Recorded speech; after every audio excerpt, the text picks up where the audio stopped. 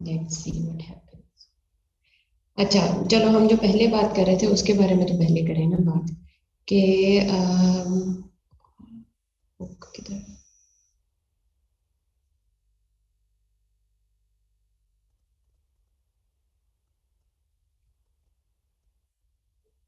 अच्छा जी, ये देखो बेटा, हमारे पास जिस वक्त aponeurosis of the transversus abdominis, जिस वक्त वो खत्म होता है ना, अभी हमें कौन सी जगह नजर आ रही है कि रेक्टस एब्डोमिनस इन्होंने उठाया हुआ है। मेरी आवाज आ रही है सबको?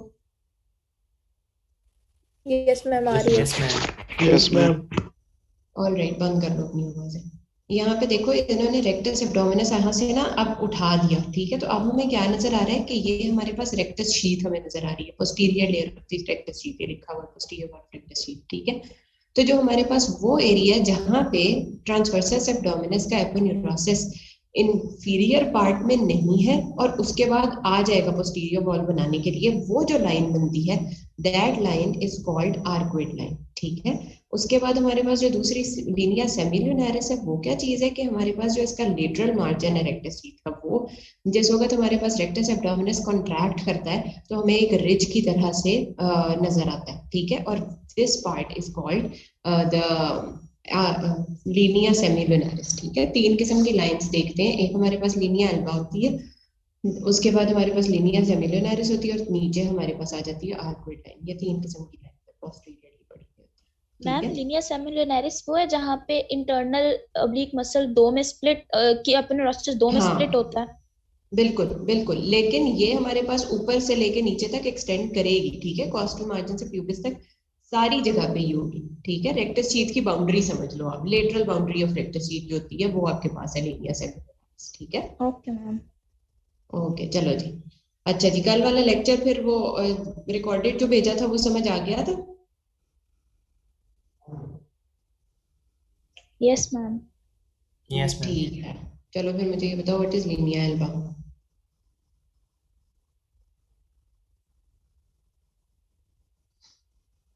कोई बच्चा? मैम एपोन्यूरोटिक, वो जो होते हैं मिड लाइन में आके मीट करते हैं। हम्म। From C5 process to हम pubic C5 symphysis प्रोसेस से में सिंथेसिस के midline। हाँ बिल्कुल ठीक, ठीक है। अच्छा जी, अब आप लोगों ने इसको डिफाइन करना है, ठीक है। व्हाट इज लीनिया एल्बा मैंने पूछा तो you have to define it. It is a midline fibrous raphe that extends from the xiphoid process towards the pubic tubercle and is formed by the interweaving and decussation of the three aponeurotic flat muscles, ठीक है। पूरी के पूरा जुमला ऐसा बोलो कि उसके अंदर कोई कंफ्यूजन रहे ही ना कि क्या चीज है, ठीक है ना। मिडलाइन फाइब्रस रेफे भी कह दिया, जीफर्ट से नीचे प्यूबिस तक आ रहा है वो भी कह दिया, साथ में ये भी बता दिया कि इंटरवीविंग से बन रहा है, एपोन्यूरोसिस जो है उनकी इंटरवीविंग से बन रहा है, ठीक है जी। ऐसे तुम लोग बताओगे तो वो बहुत प्यारा सा आपको जो है ना इम्प्रेशन बनता है कि इसको तो बहुत अच्छा आता है। ये वाला सवाल जो है डॉक्टर कॉकअप का बहुत फेवरेट सवाल है। और ये जो जुमला मैंने आप लोगों को बताया ये भी डॉक्टर कॉकअप का ही जुमला है, जो मैंने अपने जमाने में पढ़ा था उनसे, और उसके बाद अब आप लोगों को बता रही हूँ। अच्छा, उसके बाद हमारे पास दूसरा, मुझे बताओ, डायरेक्ट इनग्वाइनल हर्निया जो है वो कौन से रिंग से प्रोट्रूड आउट करेगा, या किस रिंग के पास से प्रोट्रूड आउट करेगा?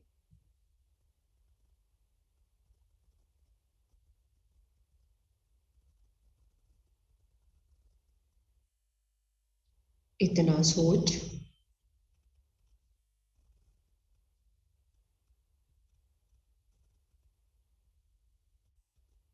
बेटा कोई तो बोलो। Ma'am superficial ring. हाँ, सुपरफिशियल रिंग से करेगा, बिल्कुल ठीक, शाबाश। और जो इनडायरेक्ट है वो कहाँ से करेगा? कोई और बच्चा? चलो अली से ही बता दो। मैम वो भी सुपरफिशियल रिंग से ही करेगा। हाँ, it is going to travel from the superficial ring to through the inguinal canal and is going to pass out of the deep ring, बल्कि नहीं बेटा, डीप रिंग से ही आएगा, ठीक है। ये डीप रिंग से एंटर करेगा, इनग्वाइनल कैनाल से पास करेगा, सुपरफिशियल रिंग से towards the spermatic cord, in through the spermatic cord it is going to go into the scrotum, ठीक है। ये सारा कुछ बताना है इनडायरेक्ट, ओके। ताकि आप लोग एक स्पेसिफिक चीज बता दो कि ये हमारे पास इंगुइनल कैनाल से पूरी ट्रेवल करके तो फिर स्क्रोटल उसमें आ रही।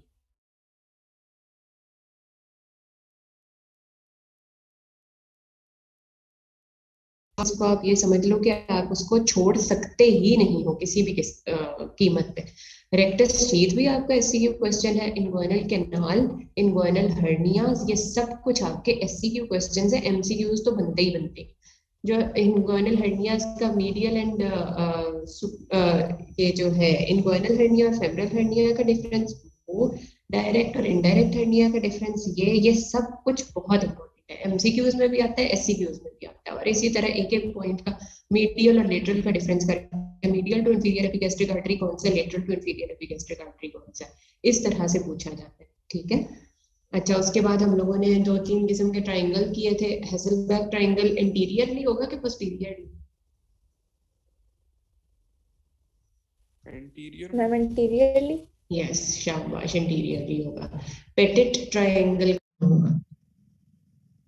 मैम पोस्टीरियरली, लंबर फेशिया में। यस यस, शाबाश, लंबर रीजन में कहो। ठीक है, लंबर रीजन में कहो। Very good. चलो ठीक है, अब हम शुरू करते हैं आज का लेक्चर। ठीक है जी, आज जो हम लोगों ने पढ़ना है वो हमारे पास है स्पर्मेटिक कॉर्ड।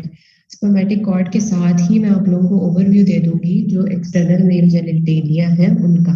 ठीक है, ताकि हमारे पास जो है वो इसके clinicals are focused in the first sub stage, तो इसलिए हमारे पास जरूरी है कि हम उसके लिए थोड़ा सा इसका ओवरव्यू ले लें। ठीक है, तो स्पर्मेटिक कॉर्ड अब कैसी होती है। स्पर्मेटिक कॉर्ड क्योंकि एक आसान टॉपिक है तो इसलिए इसके साथ मैंने वो ऐड किया। Spermatic cord is a bundle of structures running to and from the testis and suspends the testis in the scrotum. ठीक है जी, हमारे पास क्या चीज है, ये कोई स्ट्रक्चर्स की एक पूरी बंडल है जो कि टेस्टिस तक जा रही है या वहां से आ रही है, and it is going to suspend the testis in the scrotum. Scrotum हमारे पास एक आउटवर्ड पाउच है of the skin that is present outside the abdominal wall in the males. ठीक है, उसके बाद क्या है, the spermatic cord begins at the deep inguinal ring. ठीक है, lateral to the inferior epigastric vessels, passes through the inguinal canal, exits at the superficial inguinal ring and ends in the scrotum at the posterior border of the testes। ठीक है जी, ये चीज है जिसने असल में एब्डोमेन से आउटवर्ड पास करना है। जो हम लोगों ने कल बात की थी इनगुइनल हर्निया की, इनडायरेक्ट इनगुइनल हर्निया की, that was a pathology that was happening because of this passage, the passage that was created for the spinal cord because of the testes। developmentally जो हमारे पास testes ने outward protrude करना था abdominal wall से, तो वो अपने साथ जो चीजें लेके आ रही है उसके बारे में हमने बात की कि it begins at the deep inguinal ring, lateral to the inferior epigastric vessels, passes through the inguinal canal and it exits at the superficial inguinal ring and ends in the scrotum on at the posterior border of the testes।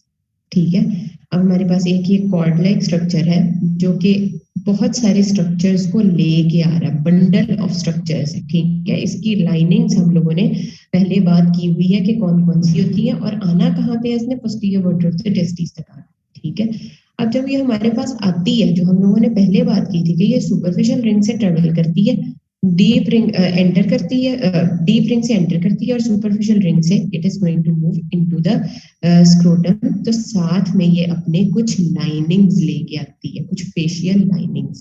ठीक है, उसको हम किस तरह से करते हैं, coverings. उसके बाद मैं आपको वो डायग्राम फिर एक्सप्लेन करती हूँ। ये कल हम लोगों ने डायग्राम देखी थी फॉर द इनगुइनल कैनाल और उसकी बाउंड्रीज के लिए। अभी हमारे पास टाइम हुआ तो I am going to revise that topic with you, आप लोग मुझे सुनाओगे। ठीक है, क्या चीज है, कवरिंग्स कौन सी होंगी। The coverings of the spermatic cord are 3 concentric layers of fascia derived from the layers of anterior abdominal wall। ठीक है, इंटीरियर एब्डोमिनल वॉल से जब वो डीप से सुपरफिशियल रिंग में आ रही है तो साथ साथ फेशियल लाइनिंग अपने लेती हुई आ रही है।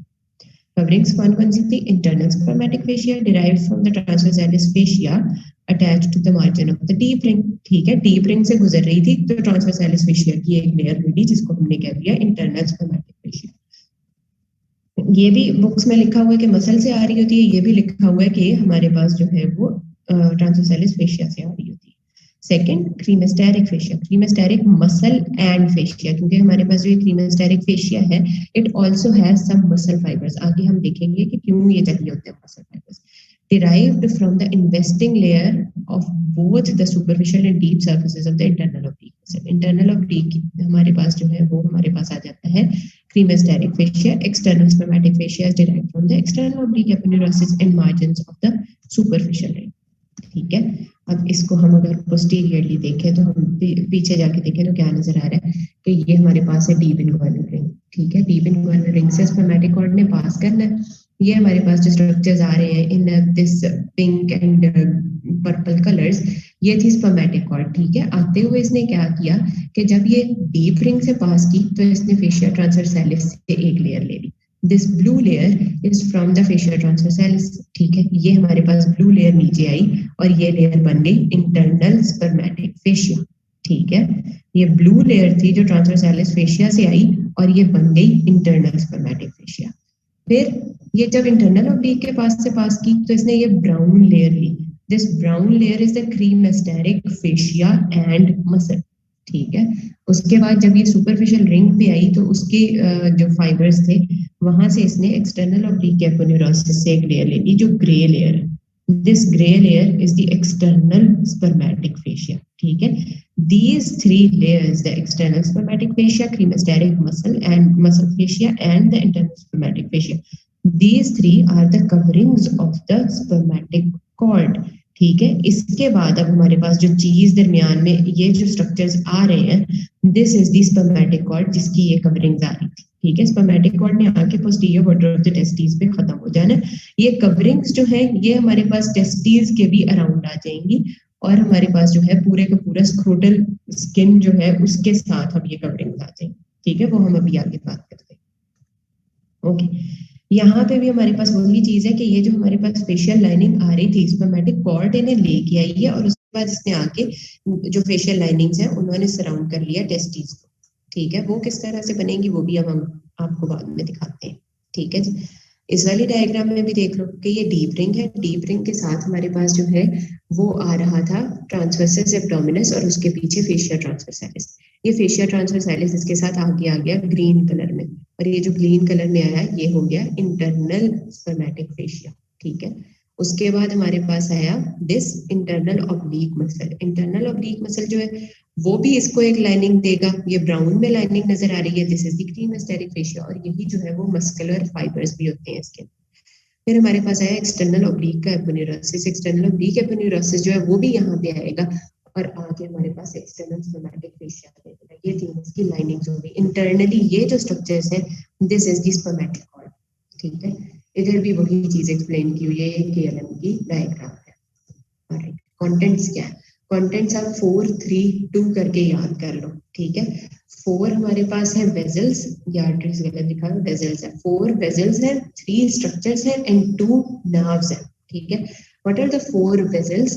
क्योंकि ये हमारे पास टेस्टिस तक आ रही है तो it should have a testicular artery. ठीक है, साथ में इसका जो मेन कंपोनेंट है that is the vas difference that has to transport the sperms from the testes towards the abdomen. So it is a very important structure, so it has its own artery. That is the artery to ductus deferens, or ductus deferens is also called vas deferens. Then there is a cremasteric artery for that cremasteric muscle. ठीक है, उसका हम अभी आगे देखेंगे काम क्या होता है. Then there is a very important structure that is the pempeniform venous plexus. ठीक है, it is such an important structure that there were 3 arteries coming for specific organs. ठीक है, टेस्टिस के लिए अपनी आ रही थी, डक्टस डेफरेंस की अपनी थी, क्रीमेस्टेरिक के लिए अपनी थी. After that, for the venous supply, what happens is that there are 20 to 30 small veins that form a plexus at the posterior border or around the testes, and this plexus is called pempeniform venous plexus. ऊपर जाता है तो ये reduce हो जाता है number में और जो है हमारे पास छोटा होता जाता है. Pempeniform venous plexus जो है it also has a role in the temperature control of the testes. ठीक है जी. Alright, 4 हमारे पास आ गई vessels, testicular artery, artery to ductus deferens, cremasteric artery and pampiniform venous plexus. There are 3 structures that are present in it. वो क्या है? Ductus deference, that is also called vas deferens, lymphatics and remains of processus vaginalis, sometimes present, sometimes absent. Processus vaginalis has to form a layer around the testes. Around the testes तो उसकी पक्की layer होती है जो कि tunica वेजाइनालिस बन जाती है. लेकिन हमारे पास जो इसका कॉर्ड है उसके अंदर भी कभी कभी रिमेन्स पड़े हुए होते हैं. 2 nerves, genital branch of the genitofemoral nerve and autonomic nerves. Autonomic nerves ने भी यहाँ पे आना, sympathetic हमारे पास फाइबर्स जो है वो आर्टरीज के अराउंड ट्रेवल करते हुए आते हैं. ठीक है, अच्छा जी, अब हम एक एक स्ट्रक्चर के बारे में बात करते हैं. ठीक है, सबसे पहले आई टेस्टिकुलर आर्टरी. टेस्टिकुलर आर्टरी जो है वो इतनी इंपॉर्टेंट स्ट्रक्चर है that it is a direct branch of the abdominal aorta. ठीक है, एब्डोमिनल एओर्टा से डायरेक्ट ब्रांच निकल रही होती है. मेल्स में निकल रही होती है टेस्टिकुलर, फीमेल्स में निकल रही होती है ओवेरियन. ओवेरियन तो ओवरीज पे चले जाने. Testicular moves on the posterior abdominal wall. उसके बाद it reverses the inguinal canal and it supplies the testis and epididymis. ठीक है, ऊपर से हमारे पास एब्डोमिनल एओर्टा पे आएगी सेकंड नंबर वर्टिब्रा के लेवल से. It moves downwards on to the posterior abdominal wall और उसके बाद आके टेस्टिस और एपिडिडिमस को सप्लाई दे देती है. Artery to ductus deferens arises from the inferior vesical artery which is also a branch of the abdominal aorta. ठीक है, iliac और उसके बाद abdominal aorta. वो भी यही चीज है कि हमारे पास ductus deferens is also a very important structure. तो इसलिए उसको एक स्पेशल उन्होंने आर्टरी दे दी उसके अराउंड ट्रेवल करने के लिए. Then the third artery is the cremasteric artery जो कि हमारे पास इसके सराउंडिंग जो cremasteric मसल होगा उसको सप्लाई दे रही होगी. inferior epigastric की ब्रांच है. अब हमारे पास आया पेम्पनीफॉर्म plexus. It is an extensive venous plexus formed by up to 12 veins. ठीक है, एक हमारे पास एक्सटेंसिव प्लेक्सस है जो 12 वेन्स के साथ बना है, called the पेम्पनीफॉर्म plexus. यहाँ पे देखो ये हमारे पास एक plexus of veins नजर आ रहा है. As the plexus ascends, ठीक है, ये हमारे पास abnormality है. इसको देखो तो हमारे पास क्या है, as it ascends it becomes reduced in size and at the level of deep ring वो हमारे पास क्या करेगा, ये हमारे पास एक सिंगल टेस्टिकुलर वेन बना देता है. ठीक है, एक हमारे पास राइट साइड की होगी, एक हमारे पास लेफ्ट साइड की होगी. ठीक है, तो जो हमारे पास लेफ्ट रीनल वेन है that is going to drain into left testicular vein है, it drains into the left renal vein, whereas the right testicular vein drains directly into the inferior vena cava. ठीक है, जो हमारे पास testicular arteries हैं they are both direct branches of the abdominal aorta. ठीक है, venous drainage में difference आ जाता है. क्यों? क्योंकि जो हमारे पास वेन है it drains into the left renal vein. ठीक है, अच्छा अब मुझे ये बताओ, अगर लेफ्ट रीनल वेन में कोई डैमेज हो जाए या कोई ब्लॉकेज आ जाए तो लेफ्ट टेस्टिकुलर वेन के ऊपर कोई इफेक्ट होना चाहिए इसका? मैम होगा. यस, इसलिए क्योंकि हमारे पास ब्लॉकेज आ गई ना रीनल वेन पे. अगर इस लेवल पे हमारे पास कोई ब्लॉकेज आ जाती है तो पोस्टीरियरली हमारे पास जो है वो वेन्स में ब्लड एक्यूमुलेट होना शुरू हो जाएगा. अगर वेन्स में ब्लड एक्यूमुलेट होना शुरू हो जाए तो उसे क्या कहते हैं?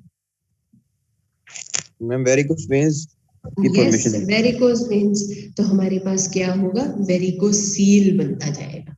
ठीक है, तो ये हमारे पास एक इसका क्लिनिकल है, आगे हमने क्लिनिकल देखना भी है. तो that is common.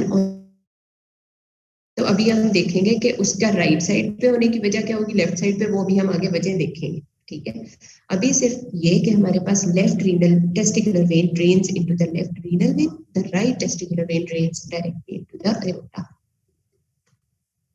Okay, next, the ductus deferens. This is a cord-like muscular tube, approximately 45 centimeters long, that conveys the sperms from the epididymis to the ejaculatory duct. ठीक है,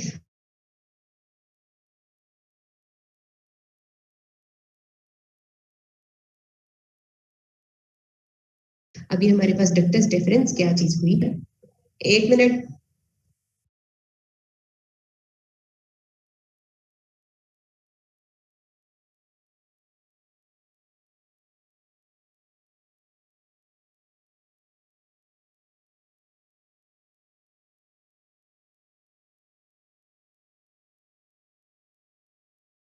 ऑलराइट, डक्टस डेफरेंस क्या चीज है?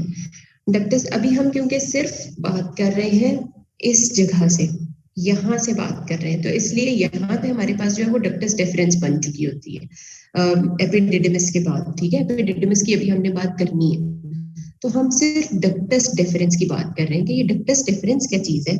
It is a muscular tube. ठीक है, muscle इतना strong होता है इसका that it is cord like. 45 centimeters long that conveys the sperms from the epididymis to the ejaculatory duct. It can be palpated between the finger and the thumb in the upper part of the scrotum. ठीक है, जब आप palpation करते हैं patient की तो उस वक्त आप इसको फील भी कर सकते हैं, कॉर्ड लाइक फील आ रही होती है. ठीक है, अब ये जो हमारे पास डक्टस डिफरेंस है, इसका क्या काम है कि स्क्रोटम से इसने जाना है टुवर्ड्स द एब्डोमेन. ठीक है, ये पूरे का पूरा ट्रेवल करता है स्क्रोटम से एब्डोमेन की तरफ. यहाँ पे देखो तो ये हमारे पास टेस्टिस है, टेस्टिस के बाद आती है एपिडिडमस और वहां से बनी वास डिफरेंस. अब ये आउटसाइड द एब्डोमिनल वॉल पड़ी हुई थी, it moves into the abdomen, into the pelvis through the inguinal canal. Inguinal canal से मूव करेगी, उसके बाद it goes into the pelvis, वहां से it opens into the ejaculatory ducts. ठीक है, ये वहां पे जाके ओपन होती है, पैल्पेट कर सकते हैं. इसके साथ ही अब हमारे पास इसके पड़े हुए होते हैं लिम्फेटिक्स. ठीक है, अच्छा अब ये भी याद रखने वाली चीज है कि जो हमारे पास टेस्टिकुलर लिम्फेटिक्स होंगे वो हमारे पास, देखो टेस्टीज आप लोगों ने पढ़ ली है डेवलपमेंट में कि टेस्टीज कहाँ से शुरू होती हैं, कहाँ पे पड़ी होती हैं the first time they appear. No, Rope cell. No, ma'am. अच्छा, Maybe वो that's हमारे the pass, answer. Okay okay बंद कर दो आवाज. वो हमारे पास पड़ी हुई होती है पोस्टीरियर एब्डोमिनल वॉल पे. ठीक है, ये सारी कहानी बन ही क्यों रही है क्योंकि testes, gonads, both of them, ovaries भी और टेस्टीज भी, they start development at the posterior abdominal wall. ठीक है, then they move downwards, they move into the pelvis. जो ओवरीज है दे रिमेन देयर, ओवरीज वहां पे रुक जाती हैं, but the testes because they have to produce the sperm at a very specific temperature, they move out of the abdomen. क्योंकि abdomen में temperature होता है ज्यादा, तो they move outwards ताकि उनको जो है वो कूलर टेम्परेचर मिले as compared to the abdomen. तो इसलिए वो हमारे पास स्क्रोटल सैक में आ जाती है. तो अब हमारे पास क्या है, बहुत आ रहा है, बहुत आवाज कट रही है. बेटा आपकी तरफ शायद हो, क्योंकि यहाँ से तो अब मेरे पास इंटरनेट बिल्कुल ठीक आ रहा है. ये पार्टिसिपेंट्स क्यों कम हुए जा रहे हैं, 90 बच्चे हो गए. मतलब यहाँ पे कटती है वो कुछ आवाज बच्चे कह रहे हैं कि उनका ड्रॉप हो रहा है कभी कभी. अच्छा, वो इंटरनेट ड्रॉप होने का मसला तो मैं कुछ नहीं कर सकती उसका उन लोगों के. ओके, अच्छा जी, अब क्या है हमारे पास के हम बात कर रहे हैं इसकी लिम्फेटिक्स की. ठीक है, तो अब हमने ये बात की कि टेस्टिस जो है वो डेवलपमेंट स्टार्ट करती है पोस्टीरियर एब्डोमिनल वॉल से. तो इनका जो लिम्फेटिक ड्रेनेज है it also moves towards the posterior abdominal wall. Scrotal skin जो है उसका लिम्फेटिक ड्रेनेज और जगह पे जाएगा, टेस्टिस का लिम्फेटिक ड्रेनेज और जगह पे जाएगा. अब जब हमारे पास लिम्फेटिक ड्रेनेज और जगह पे जाएगा तो जब भी मेटास्टेसिस होगा तब उनकी मेटास्टाइज जो होंगे लिम्फ नोड्स इनलार्ज होंगी, वो भी डिफरेंट होनी चाहिए ना. Yes ma'am. यस, ठीक है, तो अभी ये भी हमारे पास एक क्लिनिकल आना है, उसके बारे में हम बात करेंगे. ठीक है, तो अभी हम जिस वक्त बात कर रहे हैं कि स्पर्मेटिक कॉर्ड के अंदर कौन से लिम्फेटिक्स है, वो हमारे पास टेस्टिकुलर लिम्फेटिक वेसल्स है. इनगुइनल कैनाल में से पास करेंगी पोस्टीरियर एब्डोमिनल वॉल से, कहां पर जाएंगी, पैरा एओर्टिक और लंबर लिम्फ नोड्स पे, दोनों sides of the aorta, first lumbar vertebra के लेवल पे पड़ी है.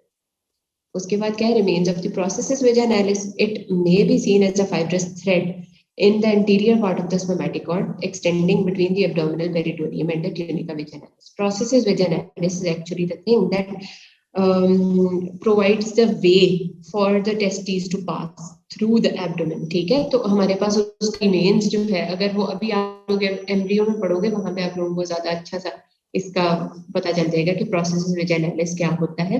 अदरवाइज हमारे पास एडल्ट्स में क्या काम होता है कि processus vaginalis has to produce a layer around the testis. ठीक है, वहां पर तो इसने मेंस में रहना है और बनाती है ट्यूनिका वेजाइनालिस, लेकिन स्पर्मेटिक कॉर्ड में नहीं होनी चाहिए. अगर होगी तो वो पैथोलॉजी होगी, वो भी हम आगे देखेंगे क्या पैथोलॉजी. ठीक है, इसके बाद हमारी मीटिंग भी खत्म होने वाली है. अदरवाइज क्या है, एक हमारे पास होगी, दो किस्म की नर्व्स होंगी, genital branch of the genitofemoral nerve और दूसरी ऑटोनॉमिक नर्व्स. ऑटोनॉमिक नर्व्स हमारे पास होंगी सिंपैथेटिक फाइबर्स, और हमने अपर लिम्ब, लोअर लिम्ब हर जगह पे बात की है कि हमारे पास जो ये ऑटोनॉमिक नर्व्स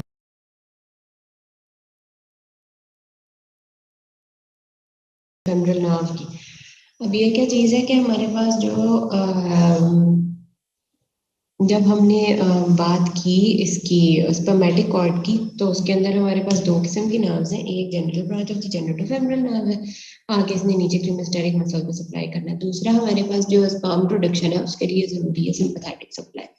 Sympathetic supply जो है that travels with the testicular artery and it goes towards the ये जो है हमारे पास टेस्टिस की तरफ आ रही होती है, और स्टार्ट कहाँ से हो रही होती है, रीनल या aortic sympathetic plexus से। ये हम लोग सारा कुछ अभी एब्डोमेन में पढ़ेंगे। उसके अलावा क्या है कि हमारे पास जो होते हैं आफ्रेंट सेंसरी फाइबर्स, यानी कि सेंसरी इनर्वेशन जो है वो हमारे पास इन्हीं सिंपैथेटिक्स जो इफरेंट है उनके साथ ही ट्रेवल कर रही होती है। ठीक है, दो किस्म की हमने बात कर ली कि सेंसरी फाइबर्स जो है वो हमारे पास जा रहे हैं विद द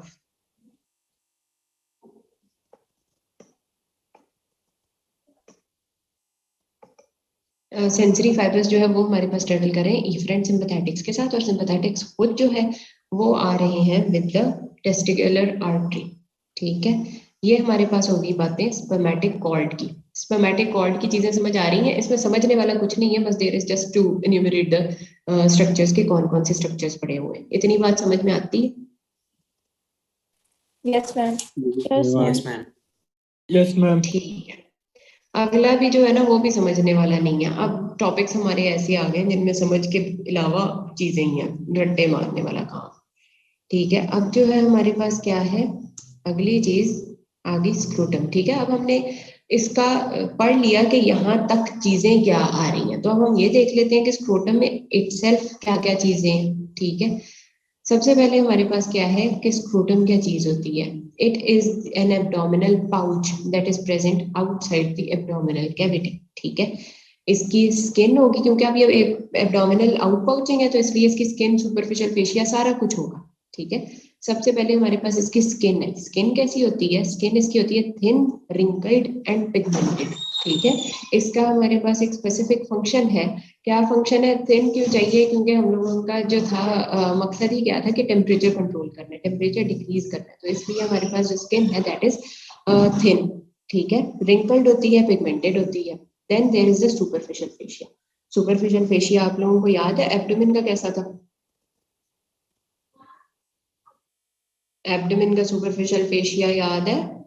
मैम 2 लेयर्स थी, मैम 2 fatty लेयर्स layer थी, कैम्फर्स और Yes. स्पार्टा। Membranes layer. बिल्कुल ठीक, बिल्कुल ठीक। अब मुझे ये बताओ, जो कैंपर्स लेयर थी वो हमने बात की थी कि इंफीरियरली जाके क्या करेगी? यस मैम, डार्टोस मसल बना देगी। बिल्कुल ठीक। और जो मेम्ब्रेनस लेयर थी उसने कोलीज फेशिया बना कोलिस देना था। फेशिया। ठीक है, तो हमने वही चीज इसमें, शाबाश, वही चीज हमने इधर लिखी कि जो फैटी लेयर है it continues as dartos muscle which is innervated by the sympathetics and it causes wrinkling of the skin। ठीक है, हमने ऊपर बात की ना कि स्किन जो है वो रिंकल्ड होती है, तो स्किन की रिंकलिंग करा कौन रहा है? कराने वाला जो मसल है that is the dartos muscle. Dartos muscle, अब देखो यहाँ पे सबसे ऊपर हमारे पास ये थिन रिंकल्ड स्किन आई, उसके बाद जो सेकंड लेयर है that is the dartos muscle. ठीक है, उसके बाद हमारे पास क्या है, जो मेम्ब्रेनस लेयर थी उसने कोलीज फेशिया बनाया था, तो हमारे पास इसकी जो थर्ड लेयर आएगी that will be the Colles fascia. ये मेम्ब्रेनस लेयर ब्लू में जो नजर आ रही है वो हमारे पास आ गई कोलीज फेशिया। ठीक है, उसके बाद 3 layers of the spermatic fascia जो हमारे पास स्पर्मेटिक कॉर्ड्स के साथ आ रहे थे, वो हमारे पास कौन कौन से हैं? वो हमारे पास आ गए एक्सटर्नल स्पर्मेटिक फेशिया ग्रीन में, उसके बाद जहाँ पे ये हल्के हल्के से इंटरप्टेड मसल्स नजर आ रहे हैं ये क्रीमेस्टेरिक फेशिया, उसके बाद फिर ग्रीन में इंटरनल स्पर्मेटिक फेशिया हो गया। ठीक है, and then there is the tunica vaginalis. This is the remains of processes vaginalis. It lies within the spermatic fascia and covers the anterior, medial and lateral surfaces of each testis. Each testis क्यों? क्योंकि there are 2 testes, right and left testes। ठीक है, उनकी anterior, medial and lateral layers जो है उनको जी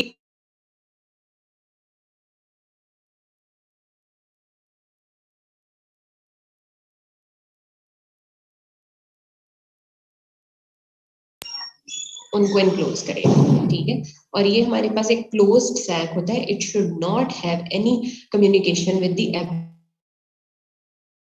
abdomen, अगर communication होगी दैट विल बी एबनॉर्मल, जिसको हमने इनडायरेक्ट इन्वर्नल हर्निया के बारे में बात की, ठीक है। ऑलराइट, अब हमारे पास आया, आगे चलें तो हमारे पास आई टेस्टिस क्या चीज थी, it was a firm mobile organ lying outside the scrotum, ठीक है। तो अब हमारे पास क्या है कि टेस्टिस क्या चीज है, इनका मकसद क्या था, टेस्टिस का मकसद था that it has to produce sperms, ठीक है। ये किस तरह से स्पर्म प्रोड्यूस करेगी, कि सबसे पहले ये कि हम लोगों ने जो ट्यूनिका वेजाइनालिस की बात की ना, वो जिस तरह हमारे पास पेराइटल पेरिटोनियम होती है, उसकी भी 2 लेयर्स ही हैं, ठीक है, क्योंकि एक पाउच है ना, इट इज अ पाउच, तो उसकी 2 लेयर्स हुई। एक हमारे पास वो लेयर है जिसने स्किन और फेशियास को करना है internally line, that will be the parietal layer of the tunica vaginalis, ठीक है। उसके बाद दूसरी हमारे पास कौन सी है, जिसने टेस्टिस को बहुत क्लोजली लाइन करना है, that is the visceral layer of the tunica vaginalis, ठीक है। इस विसरल लेयर के बाद आता है that is the tunica albuginea. अब जब हमने टेस्टिस की बात की, we have talked about 2 types of tunicas, ठीक है। एक ट्यूनिका वेजाइनालिस है, that is a pouch, it is a cavity, potential space होगी इसके अंदर। कैविटी क्यों होगी, क्योंकि 2 लेयर्स हैं, एक इसकी पेराइटल लेयर है, एक इसकी विसरल लेयर है, ठीक है। उसके दरमियान में जो हमारे पास चीज है दैट इज द कैविटी, और वही पोटेंशियल स्पेस होती है, जिस तरह हम ऊपर बात करते हैं। उसके बाद हमारे पास एक इसका फर्म फाइब्रस कैप्सूल होगा, that is the tunica albuginea. Albuginea क्यों, क्योंकि इसका व्हाइटिश सा कलर होता है, तो एल्बुजिनिया इसको कहते हैं, ठीक है। This tunica albuginea is a very strong capsule and it divides the parenchyma of the testes by some fibrous septa into lobules। देखो यहाँ पे हमारे पास ये जो चीज है, this is the tunica albuginea, जो इसका फर्म कैप्सूल है। इस कैप्सूल से इंटरनली आपके पास कुछ फाइब्रस सेप्टास आ रहे हैं, ठीक है। ये फाइब्रस सेप्टास क्या करते हैं कि जो हमारे पास टेस्टिस का पेरेन्काइमा है, इसको डिफरेंट लोब्यूल्स में डिवाइड कर देते हैं। अब ये हमारे पास कितनी लोब्यूल्स होती हैं, 15 to 20 लोब्यूल्स होती हैं। हर लोब्यूल जो है उसके अंदर अपनी अपनी सेमिनिफरस ट्यूब्यूल्स पड़ी हुई है। बेटा ये तो आप लोगों ने पढ़ लिया हुआ है ना, कि स्पर्म प्रोडक्शन हो रही होती है the seminiferous tubules, first year का टॉपिक है। यस यस, ठीक है। तो अब हमारे पास वो वाली चीज आ गई कि स्पर्म्स कहाँ पे प्रोड्यूस हो रहे हैं, सेमिनिफरस ट्यूब्यूल्स में। किस तरह से प्रोड्यूस हो रहे हैं वो तो आप लोगों को पता है। कैसे है कि हमारे पास सेमिनिफरस ट्यूब्यूल्स जो हैं, they are present in the lobules of testis. These lobules are formed because of the fibrous septas. These fibrous septas originate from the internal side of the tunica albuginea. Seminiferous tubules से the sperms travel into straight tubules. इन्हीं का जो end है वहां पे straight tubules होते हैं। Straight tubule से network of tubules आता है, that is the rete testes, ठीक है। rete testes से हमारे पास आते हैं efferent ductules। ये सारी के सारे हमारे पास रास्ता है, ठीक है। ट्यूब्स के अंदर ही स्पर्म प्रोडक्शन होनी है, ट्यूब्स से ही it has to travel and end up in the ejaculatory duct, ठीक है। क्या हुआ, प्रोड्यूस कहाँ पे हो रहे हैं, सेमिनिफरस ट्यूब्यूल्स। यहाँ पे इनकी अब मैच्योरेशन होती जा रही है टिल द वास डिफरेंस, ठीक है। वहां पे भी जाके हमारे पास स्पर्म जो है वो मैच्योर ही हो रहे होते हैं, फिर ऊपर एब्डोमेन में ट्रेवल करते हैं। सेमिनिफरस ट्यूब्यूल्स में स्पर्म प्रोड्यूस होना शुरू हुआ है। Then comes the straight tubules, straight के बाद आए रिटी टेस्टिस, रिटी टेस्टिस के बाद आए efferent ductules, they open into the epididymis, ठीक है। अब ये मैं इसलिए थोड़ा थोड़ा करके पढ़ा रही हूँ क्योंकि these are इतना ही आपको इसका आना चाहिए, इससे ज्यादा आना नहीं चाहिए, ठीक है। ये इनफ है इतना, अगर आप लोगों को आ जाता है। अच्छा जी, अब एपिडिडिमिस क्या, epididymis is a firm structure. जी बेटा, स्नेल से, सारा स्नेल से, ठीक है। अच्छा जी, epididymis is a firm structure lying posterior to the testes with a vas deferens lying on its medial side, ठीक है। अब हमारे पास 2 टेस्टिस है, राइट एंड लेफ्ट, दोनों की मीडियल साइड्स के ऊपर वास डिफरेंस होगी और पोस्टीरियरली हमारे पास ये एपिडिडिमिस पड़ा हुआ है, ठीक है। एपिडिडिमिस कनेक्शन है टेस्टिस का, जिन्होंने स्पर्म्स लेके जाने हैं, ठीक है। अब ये देखो, ये पोस्टीरियर साइड पे पड़ा हुआ है, इसका एक हेड होता है, फिर इसकी हमारे पास आती है बॉडी और उसके बाद टेल आती है। This tail then becomes the vas deferens, ठीक है। Epididymis is a much coiled tube. अब देखो ये इतनी सी चीज है दैट इज 20 फीट लॉन्ग, ठीक है। ये यहाँ पे कोइल्स पड़े हुए हैं एपिडिडमिस के posterior side of the testis पे, क्योंकि यहाँ पे मेचुरेशन होनी है तो उसको वहां पे जो है वो कॉइल्स ही उसके इतने लंबे होते हैं कि स्पर्म यहाँ से मेच्योर होकर ऊपर जाए, ठीक है। 20 फीट लॉन्ग है ये, 6 metre long, embedded in the connective tissue. यही कनेक्टिव टिश्यू जो है यहाँ पे एम्बेड हुआ।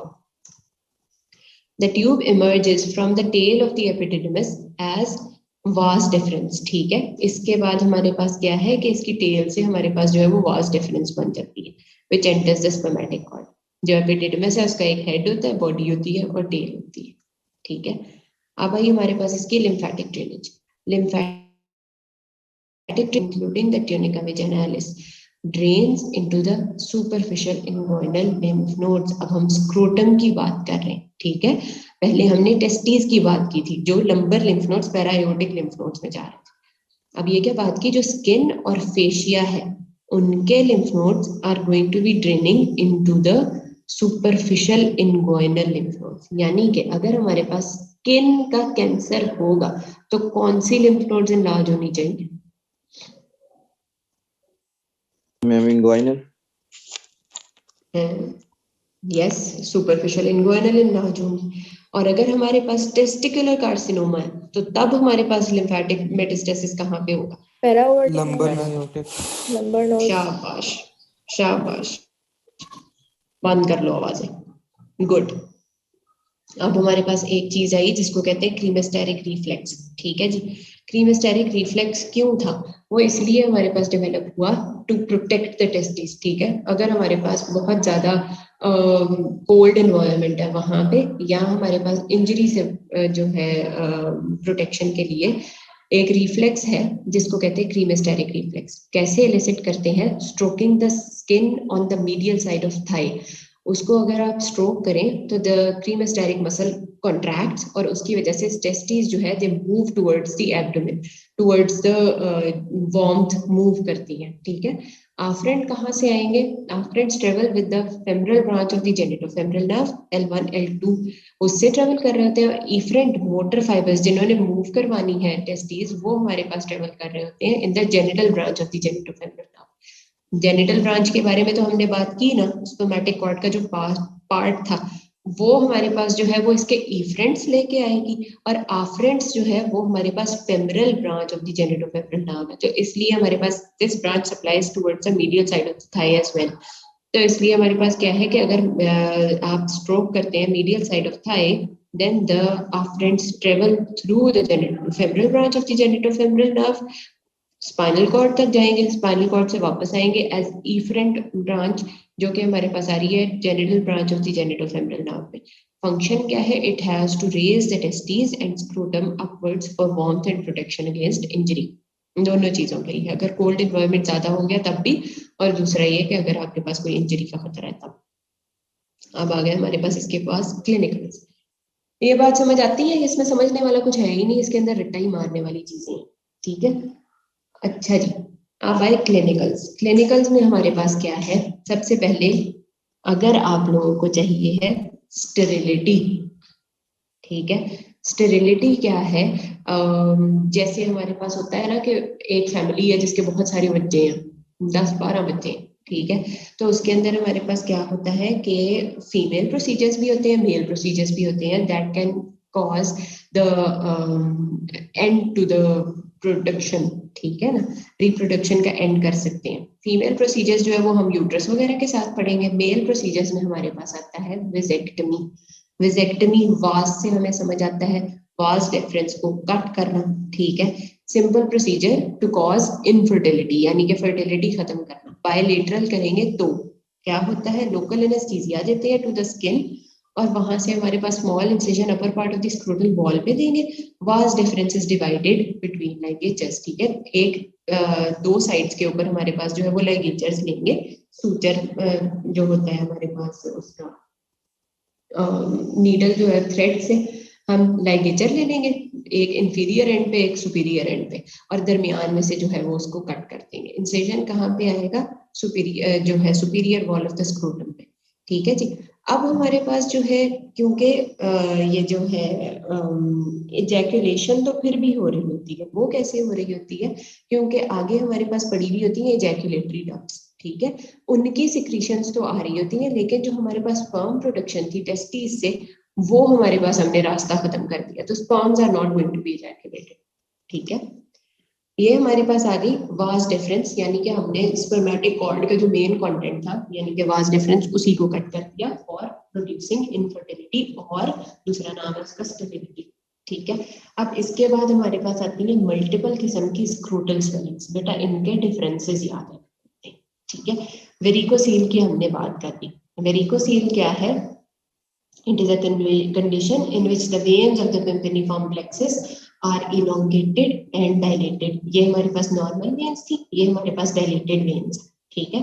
Common disorders in adolescents and young adults, ठीक है जी, with most occurring on the left side, ठीक है जी। लेफ्ट साइड की क्यों इंपॉर्टेंट होती है? इसलिए क्योंकि हमारे पास राइट टेस्टिकुलर वेन जो है वो तो सीधी इंफीरियर वेना कैवा में ज्वाइन करती है, ठीक है, और वहां पे होता है low pressure as compare to the renal vein, ठीक है। रीनल वेन जो है उसके अंदर जो वीनस प्रेशर है वो ज्यादा होता है, तो इसलिए हमारे पास वीनस रिटर्न जो है टेस्टिकुलर वेन से जो जा रहा है वो डिफिकल्ट होता है as compare to the right side. Right side में सीधी इंफीरियर वेन क्या हमें देनी है, and it has low venous pressure as compare to the left renal vein, जिसके जो लेफ्ट टेस्टिकुलर वेन है उसको हाई प्रेशर के अगेंस्ट ब्लड वापस भेजना।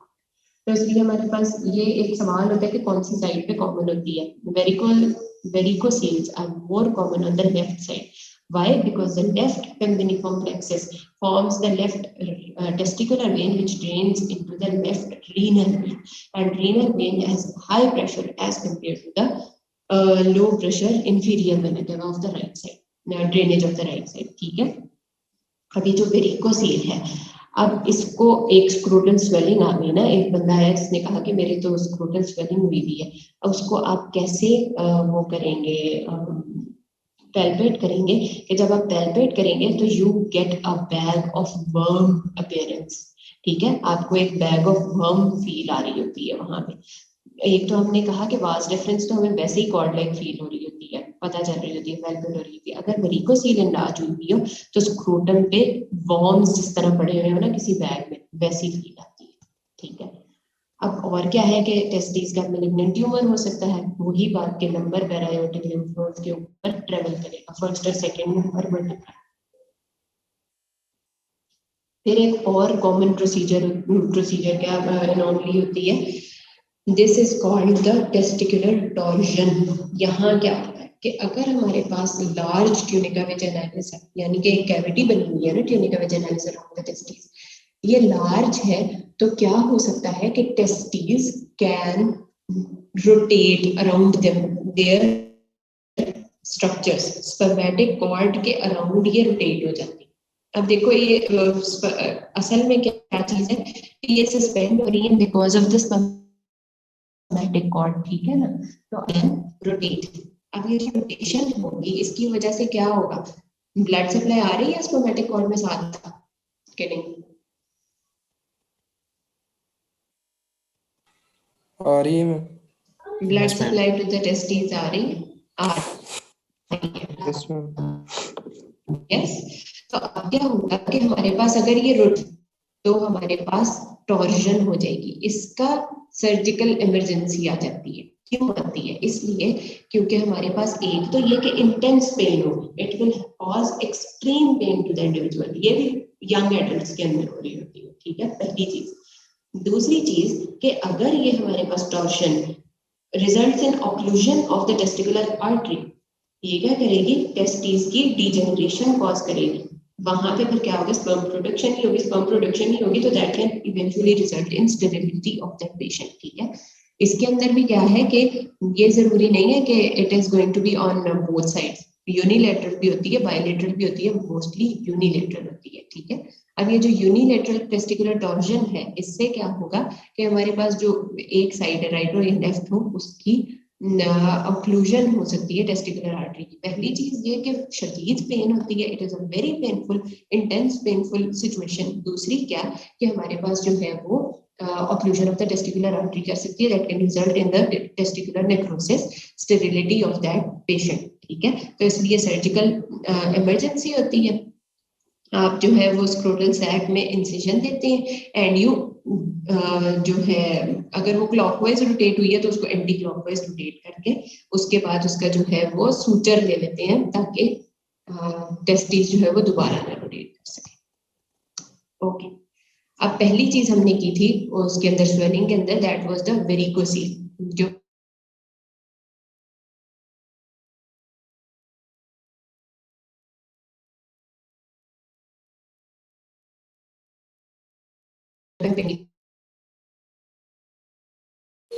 मैम आपकी आवाज कट can रही be है। because of the persistence of the processes vaginales। ठीक है, हाइड्रोसील हमारे पास जो प्रोसेसेस वेजाइनलिस की परसिस्टेंस से भी हो सकती है।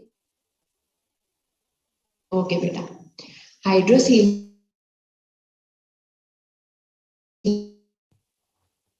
लटकेगी ना आवाज। है वो हमारे पास क्या है, एक प्रोसेसेस वेजाइनलिस जो है वो परसिस्ट कर लीजिए उसके अंदर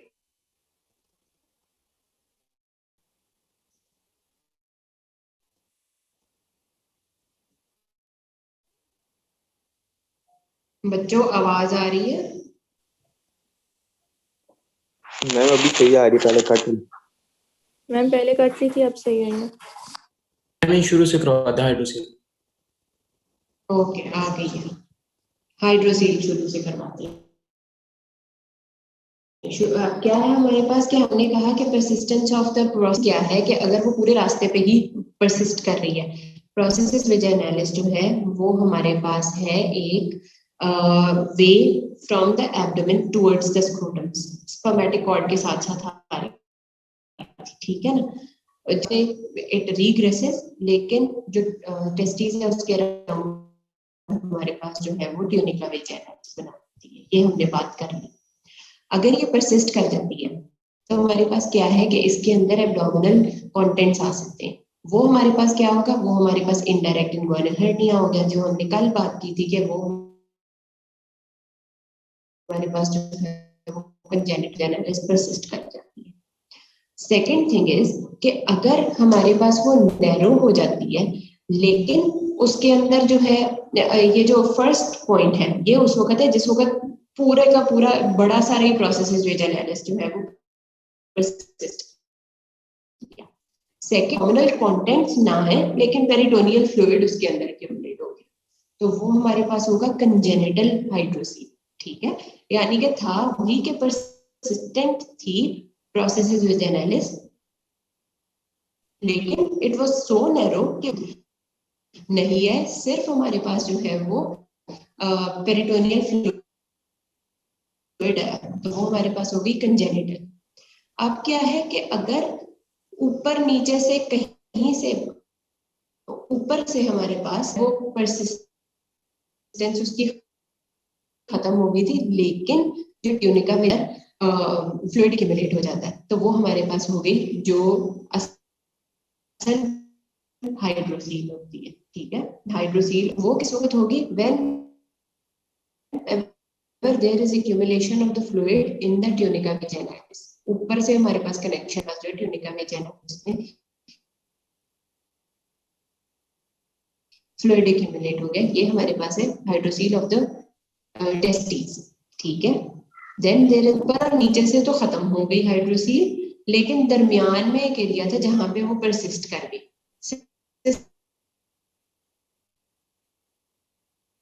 मैम आवाज नहीं आ रही। सिस्टिक एरिया बन जाएगा जिसे हम encysted hydrocele of the cord कहेंगे। हाइड्रो होगी accumulation of fluid. Hydrocele of the cord क्या है कि हमारे पास जो स्पर्मेटिक कॉर्ड है उसके अंदर अगर कोई पार्ट है ट्यूनिका वेजाइनलिस का, प्रोसेसेस वेजाइनलिस का, दैट परसिस्ट्स, तो उसको हम इंसिस्टेड हाइड्रोसील कहते हैं। ठीक है, बस ये याद रखना है कि अगर हम हाइड्रोसील की बात कर रहे हैं तो hydrocele is the accumulation of fluid in the tunica vaginalis. ठीक है, दो किस्म की हो सकती है, कंजेनिटल हो सकती है जब वो प्रोसेस वेजाइनालिस ही कम्युनिकेट कर गया इंफीरियरली, और दूसरी ये कि इंसिस्टेड हो सकती है कि उसके ऊपर नीचे से बंद खत्म हो गया और हमारे पास जो है वो सेंट्रल एरिया परसिस्ट कर गया। इसकी भी आगे डायग्राम स्नेल्स वाली है, ये देखो। अब इसके अंदर हमारे पास जो है कंजेनिटल हाइड्रोसील है, जो ऊपर से नीचे तक हमारे पास जो है प्रोसेस वेजाइनालिस की परसिस्टेंस से आ रही है। इंसिस्टेड हाइड्रोसील है, वो क्या है कि नीचे से भी हमारे पास इसकी ऑब्लिटरेशन होगी, ऊपर से भी होगी, दरमियान में कोई कॉर्ड का पार्ट था जो रह गया। और तीसरा ये जो प्रीफॉर्म्ड हर्नियल सैक है कि प्रोसेस वेजाइनालिस जो है वो उसका इतना बड़ा ओपनिंग है कि उसके अंदर एब्डोमिनल कंटेंट्स भी आ गया, तो ये हमारे पास इनडायरेक्ट इन्वर्टेड हर्निया होगा। ठीक है, अच्छा, अब अगर किसी इंजरी के बाद वहां पे ब्लड एक्यूमुलेट हो गया तो हमारे पास क्या होगा, दैट विल बिकम हेमेटोसील। ठीक है, ब्लड की एक्यूमुलेशन होगी तो हमारे पास वो हेमेटोसील कहलाता है। ठीक है, वही चीज के ट्यूनिका वेजाइनालिस के अंदर हमारे पास जो है वो ब्लड की एक्यूमुलेशन हो रही है।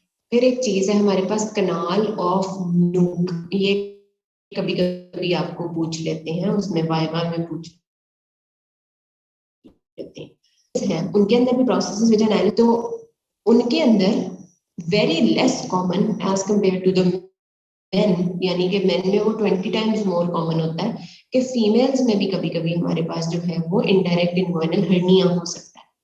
It is also present in the persistent process vaginalis. ठीक है, जो हमारे पास एक स्मॉल पेरिटोनियल पाउच बना रहा होता है जिसे कैनाल ऑफ नूक कहते हैं। अब कैनाल ऑफ नूक क्या है, it is the small peritoneal pouch formed in the processes vaginalis which persists in females।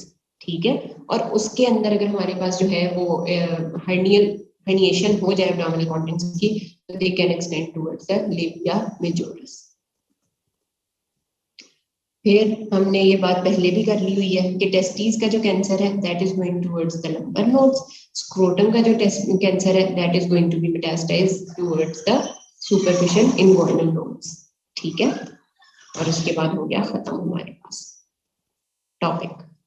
अच्छा बेटा, अब देखो ये जो हम लोगों ने स्वेलिंग्स की है ना, इनके लिए एक टेस्ट होता है, the test is called transillumination test. ठीक है, ट्रांस इल्यूमिनेशन टेस्ट क्या होता है कि we take a torch and we put it on the scrotal skin. ठीक है, स्क्रोटल स्किन के ऊपर हम एक टॉर्च रखते हैं in a dark room. A patient has come with the complaint of scrotal swelling. ठीक है, हम एक डार्क रूम के अंदर स्क्रोटल स्किन के ऊपर एक टॉर्च रखेंगे। ठीक है, अब क्या होगा हमारे पास कि अगर आप टॉर्च को लाइट करेंगे and the light passes through this swelling, तो क्या होना चाहिए?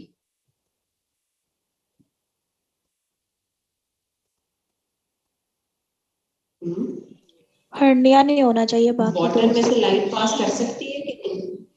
वेरी गुड, हर्निया बिल्कुल नहीं है।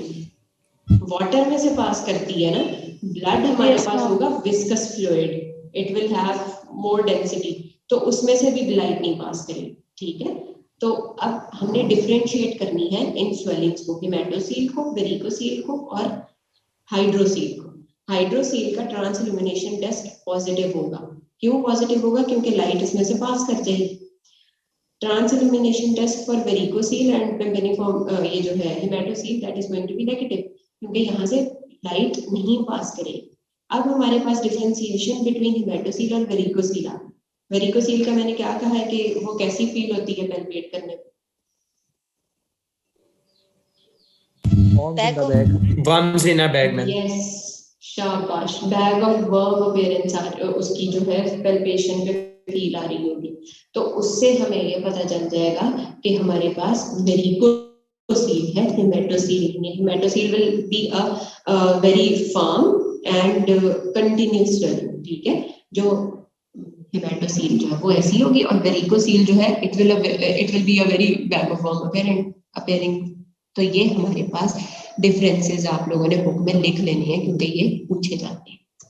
अब ये हमारे पास हो गया टॉपिक का इख्तिताम। कल इंशाल्लाह, परसों है हमारा लेक्चर, तो